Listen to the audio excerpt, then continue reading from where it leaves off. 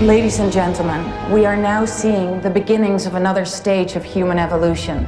In every human being, there's not many people that'll understand people like us.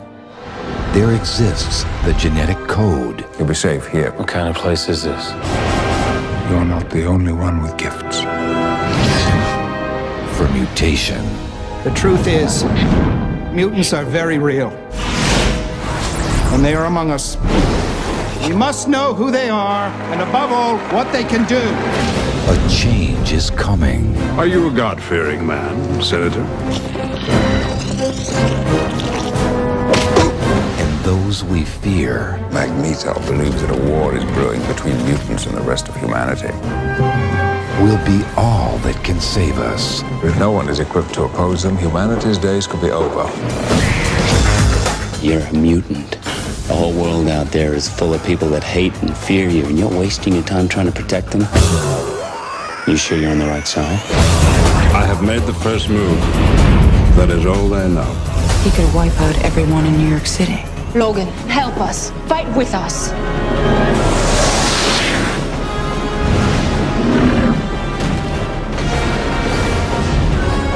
I'll take care of you.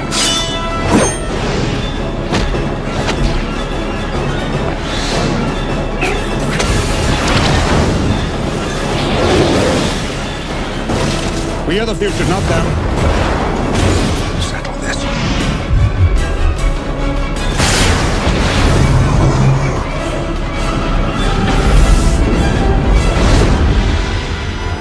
We're not what you think. Not all of us. Hello, welcome to Movie Umpers. Hello. I'm Bob Sham. I'm Angela. The sounds you hear may be a dog playing with some shit. Shit he's supposed to play with, so we are making progress. At least it is the end of Adolescent Power Fantasy Month. So sad to be over. What do you think about it, looking back, all in all? Supermans, Batmans, Yeah. Robin Hoods, Zorros. You know, this is... White slavery. Yeah. Yeah. Pretty great. Animated. I picked this one to go out on because this is the movie that was like, okay, we're ready to make these kind of movies. That's true. The ladies did come out in this. We're gonna. I mean, there only like 4 characters were completely not flat in this. That's yes. I guess Anna Paquin's character was pretty good. Yeah, Anna Paquin had some stuff. We're talking about X-Men.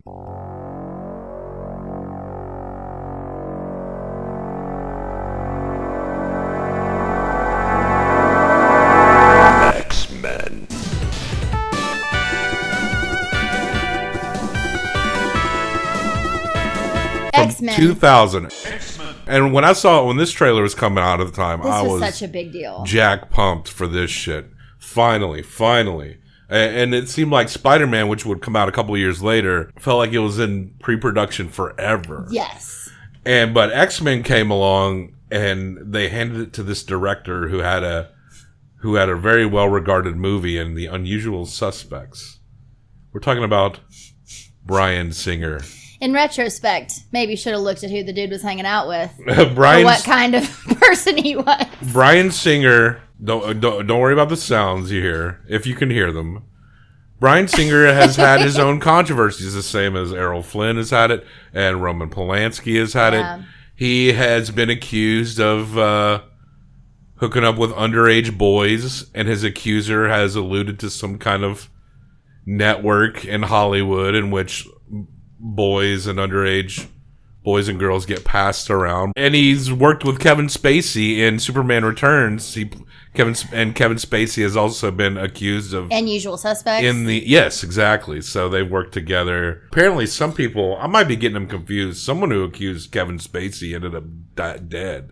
Well, one of the people that accused Kevin Spacey was Anthony Rapp, and I believe him 1,000%. Yeah, I don't think anyone's denying him. It didn't happen. him. That was more of a, I'll ruin you if you don't sleep with me. Yeah, And then he didn't make any. But someone who claimed that he did sleep with him, maybe it had been suicide, I don't know. But, yeah, Bryan Singer has an accuser out there himself. And he's still kind of getting work here and there. The last thing he did was that Bohemian Rhapsody movie, the movie about Freddie Mercury and I Queen. did see that last time I visited my folks. Oh, you that's watched a very, that? Yeah, that's a very, like, movie that my parents love, you know. It doesn't look very good to me. I will say it's better than I thought it was going to be because I expected nothing. I didn't expect anything. What was more interesting was the documentary that we also watched that weekend about Freddie Mercury. Oh, okay. It made me like the movie a little more because I felt like I understood where some stuff was happening, but yeah, it's not great. So Bryan Singer, he stepped up to the helm for our, what I would consider our first superhero movie in the context of the modern superhero movies and the deluge. It's like we're figuring it out, and then X-Men came along and it's like, all Game right, change. The cap's off the toothpaste now. Yeah. And in some ways it seems kind of dated, and in other ways some of it still seems kind of cool. It was fun. I would say that, this is written by David Hayter, Bryan Singer, and Tom DeSanto. We got a lot of stars in here. Patrick Stewart, Ian McKellen, who are both great in this movie.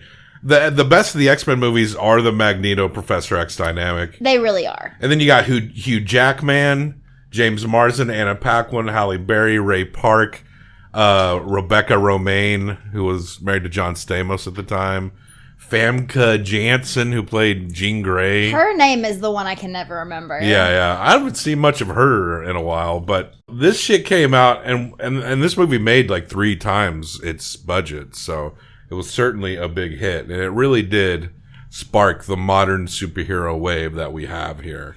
You know, one thing that was interesting watching it now in comparison to what we get now is it did sort of assume you knew what was up. Like you said, it only really developed a couple characters, but we were introduced to so many characters. That's true. Even just in like little moments, it felt like they should have maybe pared it down a bit and worked more on, you know, building up a couple people as opposed to trying to like give you every Easter egg of like, this is Kitty Pryde, this is, you know. I wasn't so mad at that. I wasn't so mad at that part. I'm not saying I was mad at it either. I appreciate it, but I'm just saying like something got lost in there because you just don't have enough time to get to know everyone. I'm kind of sympathetic at how challenging attempting making an X-Men movie would be. Absolutely. Even in the comic history, and I haven't read comics much as I used to, but the X-Men is something that I do kind of check back in on from time to time. It's something I loved growing up. And the comics is convoluted. The stories are convoluted, and it's really easy for it to clutter up. We start with explaining what mutants are. We get Senator Robert Kelly, the anti-mutant guy. Oh, actually, it opens with Magneto in a concentration camp. It opens with him, which is a pretty iconic power. scene. Yeah, yeah, totally. I guess he's kind of older here, but he seems like he ages pretty slowly, huh? Yeah, Ian McKellen is still with us, I think. Yeah. Him and Patrick Stewart are very old, but their roles, no complaints about them and their performances. They're brilliant. And the few moments that they are together are the best moments of this movie. It really does make the X-Men is their dynamic in these movies. And the movies also focus on Wolverine, played by Hugh Jackman, who is like one of the most popular comic book characters out there. So you get it. Yeah, it was really nice to see this. He looked so young, didn't he? They all looked so young. And yeah. And then we have Anna Paquin, who is Rogue, and she discovers her powers when she kisses a boy and just about kills him because she can't touch people. She will hurt them. If she touches regular people, she could kill them. If she touches mutants, she essentially will take their power for a limited amount of time. Yeah. One of my favorite characters, that and Kitty Pryde, one of my favorite X-Men. Absolutely. 2 of my favorite X-Men of all time. This movie is hard to make. I do think it kind of flails at the end. It does. You're kind of just waiting for it to end, but I will say that up until, Sabretooth attacks, up until about that point, I would say the movie is very strong, actually. As it went forth and like plots and machinations start coming into fruition, it's just like, okay. There's also some weird lines in this movie. The script is bizarre. We'll get into that. Some of it seemed like, I don't know if it was odd direction or people just being young. So Wolverine and Rogue end up being sent to the Xavier School for Gifted Youngsters. Yes. And let's name all the X-Men in this movie. We got Jean Grey, right? Cyclops. I kind of like I like a James Marsden here. I wish there was more to chew on. I do too. That's kind of what you're left wanting, in that you're not against some of these roles, but there's just not a lot to go on in a crowded movie. Yeah, and Storm, the moments they tried to give Storm did not work. I don't know if she just was not acting it great, or if the lines were just bad.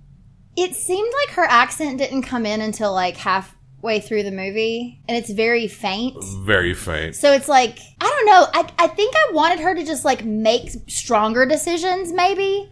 Because it just felt like she was just kind of there. She didn't seem extremely strong. She didn't seem like, outspoken or smart. Like there was no like, who is Storm?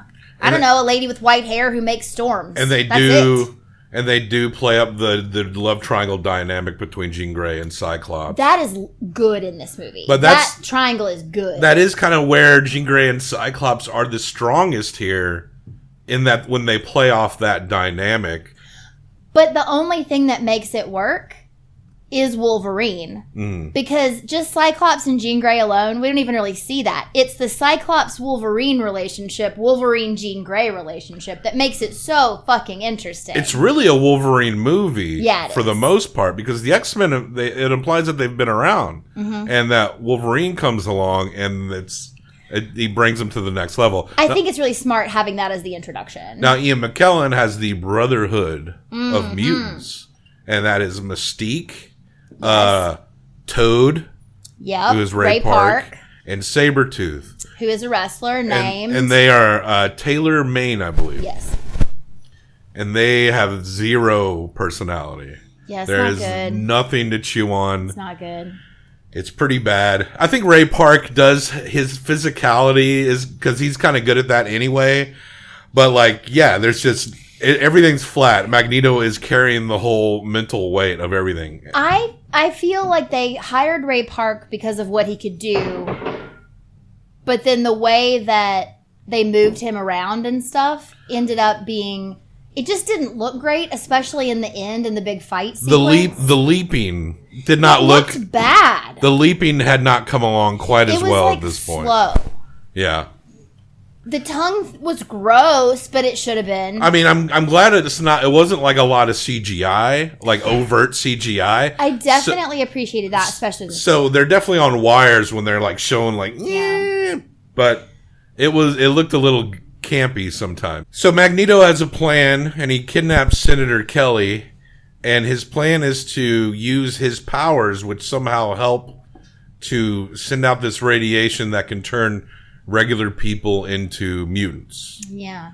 Although you'd think that maybe they'd want people to dominate if they're... It seems like you're not so special if everyone's a mutant, but Magneto just wants to jumpstart the evolutionary process.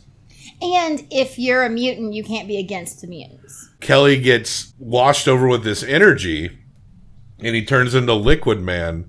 And I feel like him turning into that man is where you mentally are hanging the most onto this movie. Because I feel like whenever this movie gets referenced, that's all you talk about is the Robert Kelly Liquid Man. When he's pushing his face... That's actually fucking cool. That looks... He looks like a fish. Like his face is going and his eyes are on the sides of his head. It's so cool, but also disgusting. Yeah, so he ends up using his newfound powers to escape, and he goes to the school, but they find out that, he is technically turned into a mutant, but he's unstable. Like body's rejected. Their cellular structure is going to fall apart. And they tried to make it like Storm is having a very personable moment, but she's not carrying the emotions at all. So the X-Men go, and they kind of get their asses beat. They end up kidnapping Rogue, and Magneto shows up, and Wolverine his body's full of metal. So...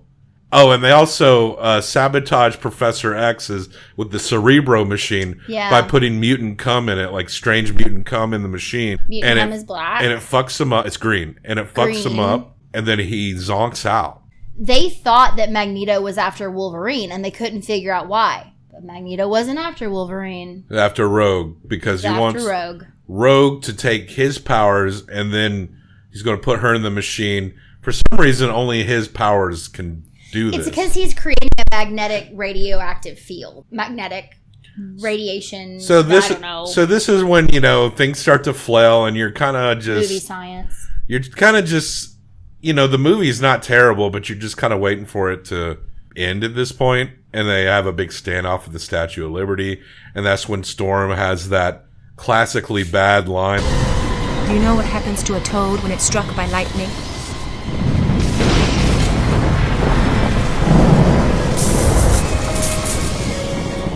The same thing that happens to everything else.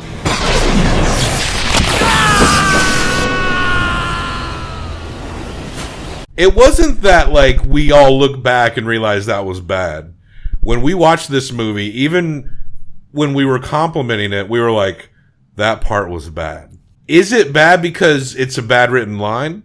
Or is it bad because she couldn't deliver it? Are there actors that can deliver that line? Could Morgan Freeman say that line and nail it? She's a very flat character who's suddenly trying to be very witty. Yeah. And it's like, it was, even back then, we all knew, that one, back to the drawing board on that one. The only way you make that line work is if, as you say it, it's dumb. The X-Men get captured, but then they get out, and we sound tired talking about this. We're tired in real life, but we sound tired just going through this movie again. I mean, when you try to say it like this, it feels like a slog. It's not the story has potential. I think the idea of bringing it in at the beginning of this war between mutants and humans, it is an interesting introduction to this world. Having Jean Grey speaking so eloquently up against fighting this politician who hates mutants at the very beginning, it's set up so well. This is the kind of movie as a kid you've been waiting for if you've been reading these comics. Yeah. And Wolverine's in that bar and you see him pop his claws for the first time. That was a very magic moment. It was. It's exciting. Yeah. It's good still. And where there might be flaws with some of the it's just special good. Effects, whatever, but it's good. Even though you think it could have looked better, some of the more practical moments, probably the practical jumping action moments, I'd probably give it a little more of a pass. It's not a bad movie at all. No. I don't think it's as good as maybe I thought when I first walked out of the theater. For sure. Same. Yeah. And I've thought that I've revisited this movie a few times over the years, and I've thought that for a minute. But there is that feeling, we're not all hanging on our emotions here. I'm looking back at, if I'm rating this walking out of the theater, I'm like, this is a 4.5, man. Yeah, for sure. Not now. No. X-Men. We'll probably do Adolescent Power Fantasy sometime next year again. Good, we should. There's so much more. But I feel like this is a good start here. Though it would be fun to talk about all the ones since X-Men. You can imagine that Daredevil one with Ben Affleck. Oh my god. The Catwoman one with Halle Berry. She was in a hit and run. She killed a guy. You told me that once upon a time ago. She also was in one where she plays a mom with a kid that was actually really good, but I don't know what it's called. Matthew Broderick hit a guy in Ireland and killed him. Really? I don't think it was a hit and run, but yeah. Damn. Yeah. He seems like someone who would stop. I have a file of celebrities who have hit people with their cars. It's about this thick. Caitlyn Jenner. Caitlyn Jenner. Yes. Right that now. Fucking bitch. Caitlyn Jenner. All right. We're going to rate X-Men. You're going to give 1 through 5. I'm going to give it 1 through 5 combined for best out of 10. Yeah. X-Men. I'm giving it a 3. X-Men.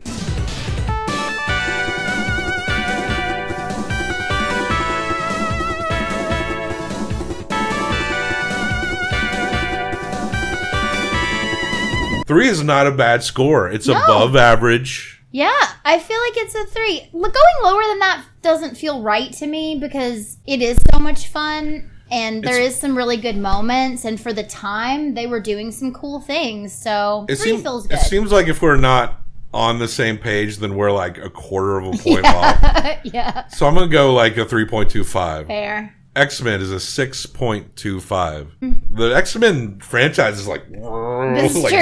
It's really heavy. Is it better than Cocaine Bear? Is X-Men a better movie than Cocaine Bear?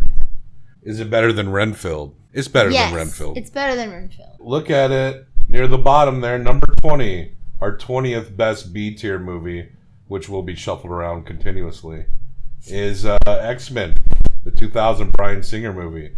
Some good memories, some good performances, some really bad performances, some high highs, some low lows. There is something very entertaining about this movie, and there is something very enjoyable about it.